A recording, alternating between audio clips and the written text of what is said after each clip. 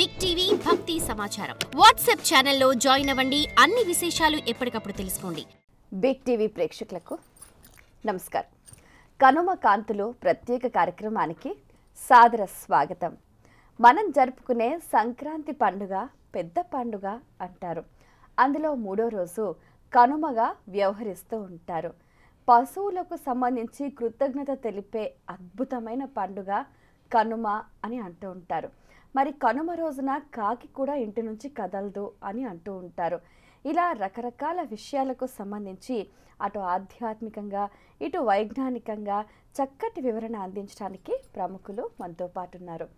ఎన్నో సంవత్సరాలుగా ఆధ్యాత్మిక సాధన చేస్తూ దైవారాధనలో ఎన్నో విషయాలను ఎన్నో అంతరార్థాలను వారు తెలుసుకోవడమే కాకుండా ప్రతి ఒక్కరికి తెలియచేస్తూ ఒక ఆధ్యాత్మికత పైన అందరికీ కూడా అవగాహన కల్పిస్తూ చైతన్యం కల్పిస్తూ తన విజ్ఞానాన్ని విస్తారంగా అందరికీ పంచుతున్నారు. శ్రీ శ్రీ శ్రీ ఆది పరాశక్తి క్షేత్రాధిపతులు పీఠాధిపతులుగా కూడా వ్యవహరిస్తున్నారు శ్రీ శ్రీ శ్రీ నిత్య విద్యానంద భారతీ స్వామీజీ గారు. వారితో మాట్లాడి మరిన్ని విషయాలు వారి మాటలో తెలుసుకుందాం. ఈనాటి కార్యక్రమాన్ని ప్రారంభిద్దాం. నమస్కారం అండి. నమస్కారం అమ్మా. గురుగారు, ముందుగా మీకు కనుమ శుభాకాంక్షలు. శుభం తల్లి. కనుమ పండుగకున్న ప్రత్యేకత మీ మాటల్లో. భారతదేశమే కాకుండా యావత్ ప్రపంచంలో ఉన్నటువంటి ప్రతి రైతన్నకు కూడా కనుమ శుభాకాంక్షలు. ముందుగా జన్మనిచ్చినటువంటి తల్లిదండ్రులకు శిరస్సు వంచి పాదాభివందనాలు తెలియజేస్తున్నాను.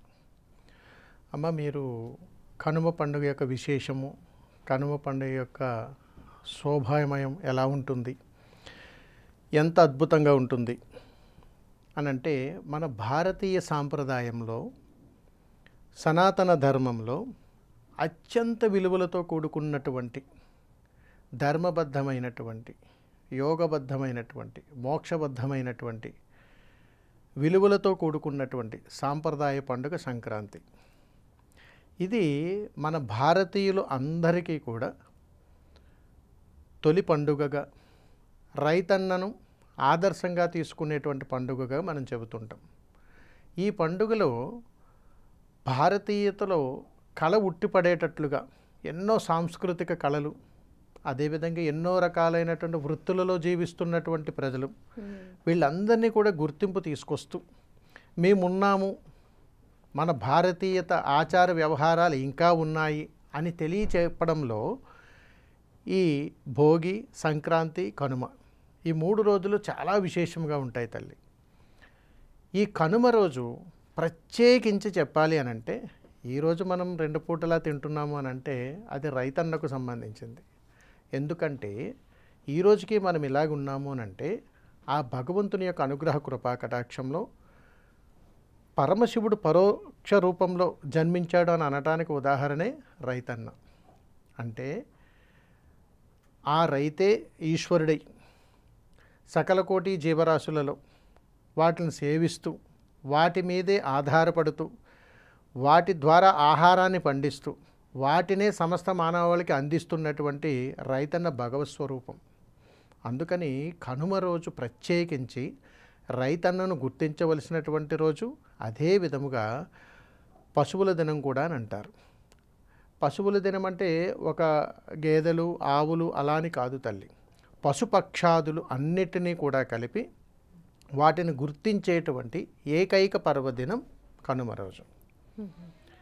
ఈ కనుమ రోజు రైతులందరూ కూడా విశేషంగా వారు పండిస్తున్నటువంటి పాడి ఏదైతే ఉందో ఆ పాడికి అద్భుతముగా చాలా బాగుండాలని చెప్పి, సమస్త లోకము కూడా అందరూ ఆయురారోగ్యాలతో ఉండాలని చెప్పి, అంటే అలాగని కాదు తల్లి, ఏ గ్రామంలో ఆ గ్రామంలోనే రైతన్నలు ఉంటారు.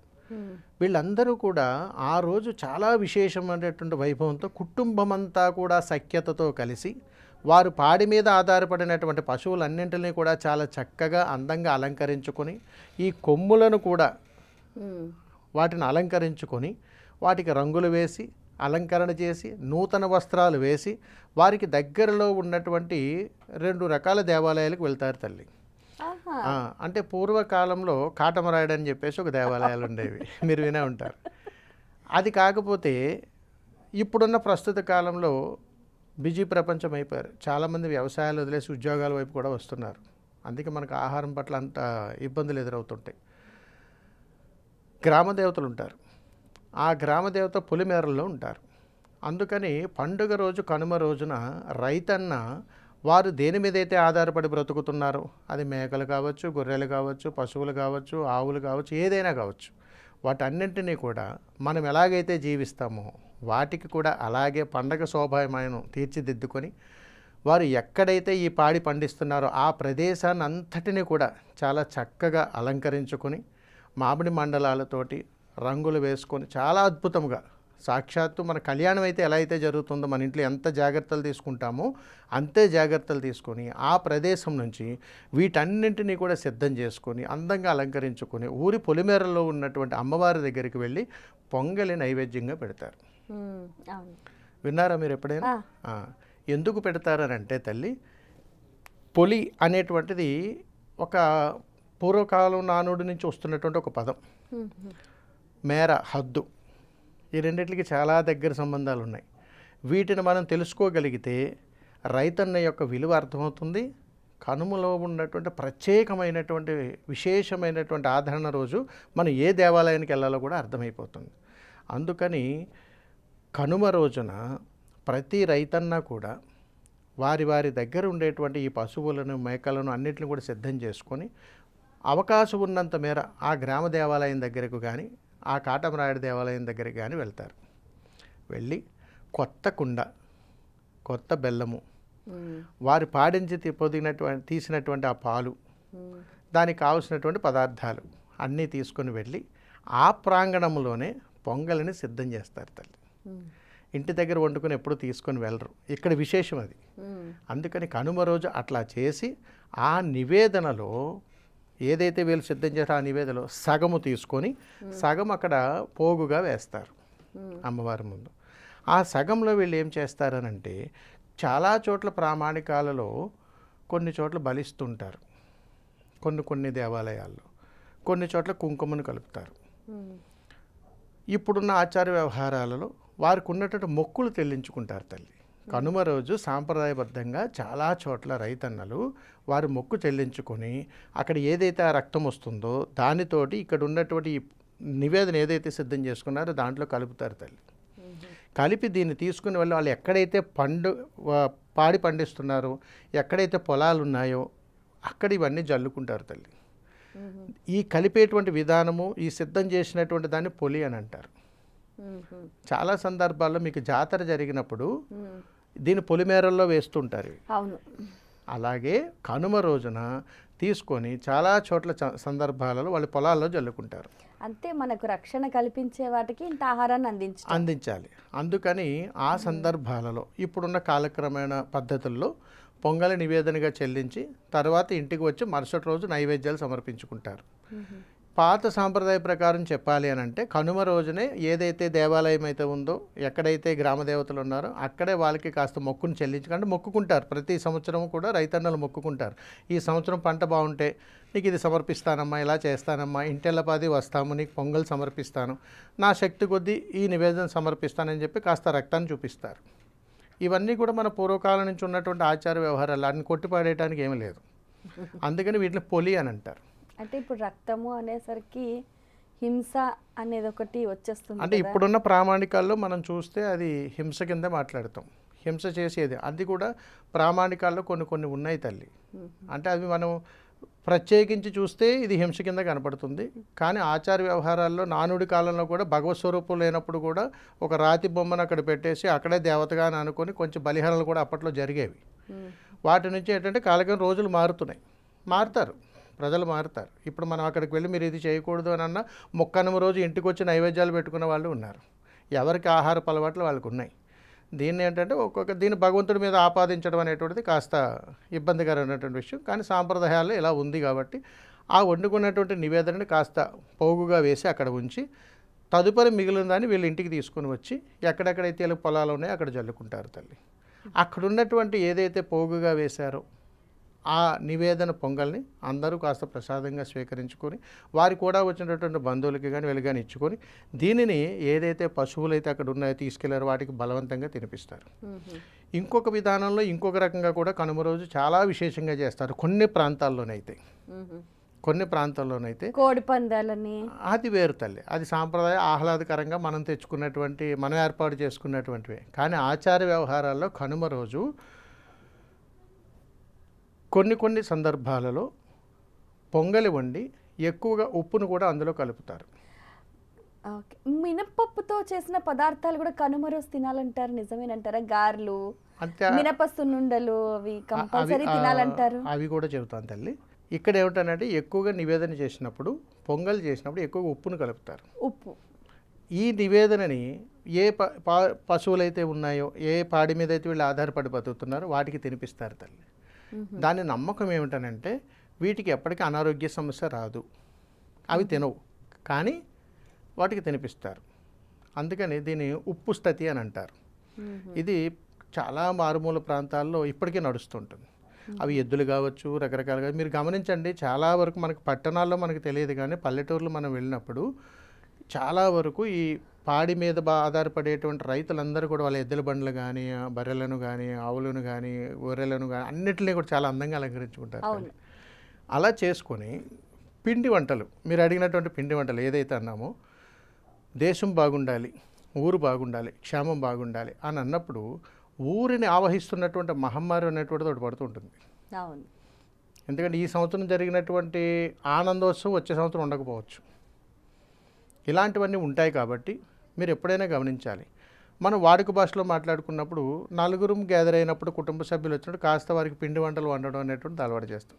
కానీ ఇక్కడ ఎందుకు వండుతామనంటే 3 రోజులు వచ్చేటువంటి విశేషమైనటువంటి ఫలితాల్లో సకల దేవతల యొక్క అనుగ్రహాన్ని పొందాలి కాబట్టి దేవతలకు ఇష్టమైనటువంటి నైవేద్యం ఏదైతే ఉందో గారెలు, మినపగారెలు, ఇవి సమర్పించినప్పుడు దేవత అనుగ్రహం సంపూర్ణంగా పొందేటువంటి అవకాశం ఉంటుంది.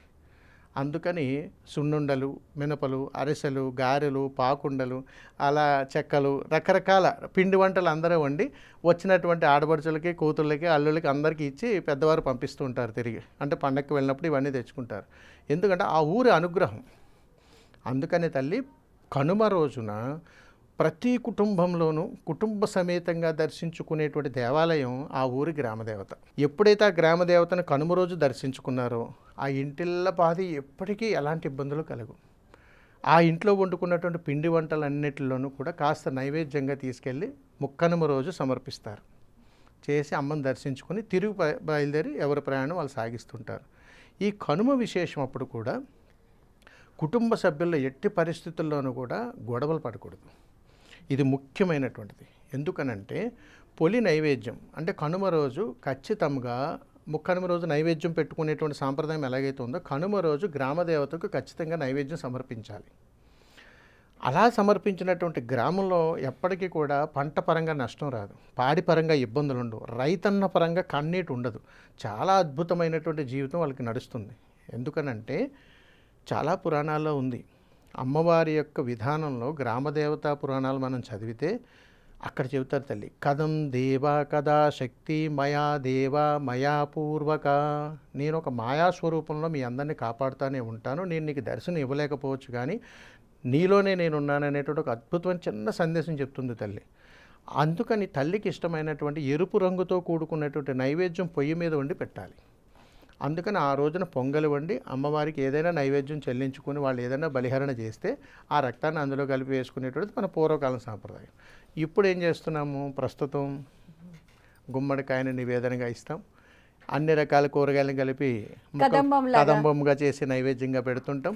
ఇవన్నీ కూడా కనుమ రోజు జరుగుతూ ఉంటాయి. అంటే కాలక్రమేణా రోజులు నడుస్తున్న కొద్దీ అవగాహన పెరుగుతుంది. అలా చేయొచ్చు. తల్లి. అయితే మన గుమ్మడికాయ నివేదన చేసి అయితే దానం చేసుకోవచ్చు, చేయొచ్చు. తర్వాత కదంబం చేసి నైవేద్యం పెట్టి తినడం. గురుగారు, కనుమ రోజున కాకి కూడా ఇంటి నుంచి కదలదు అని అంటారు, ప్రయాణాలు చేయకూడదు అని అంటారు కనుమ రోజున. ఎందుకని?